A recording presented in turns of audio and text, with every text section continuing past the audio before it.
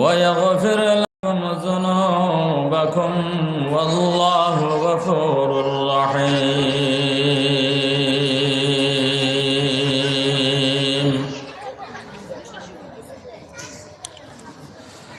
وقال تعالى في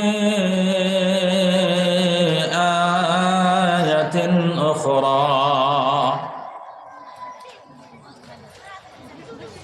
والذين جاهدوا فينا لنهدينهم سبلنا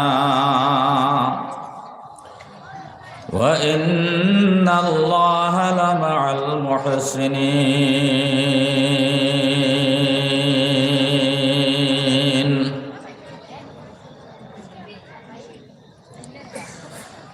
وبعد فروي عن النبي صلى الله عليه وسلم أنه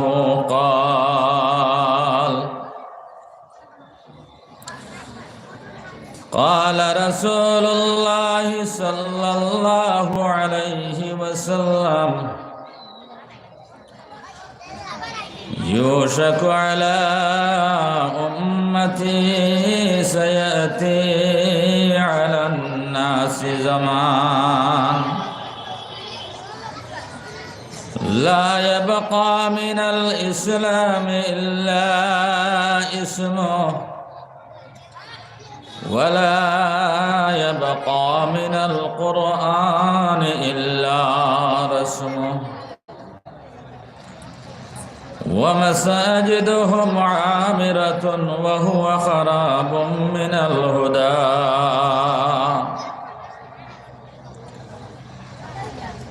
وقال في حديث أخرى: خيركم من تعلم القرآن وعلمه. الحديثين أو كما قال عليه الصلاة والسلام. وقال تعالى في شان حبيبه ومحبوبه ومعشوقه: إن الله وملائكته يصلون على النبي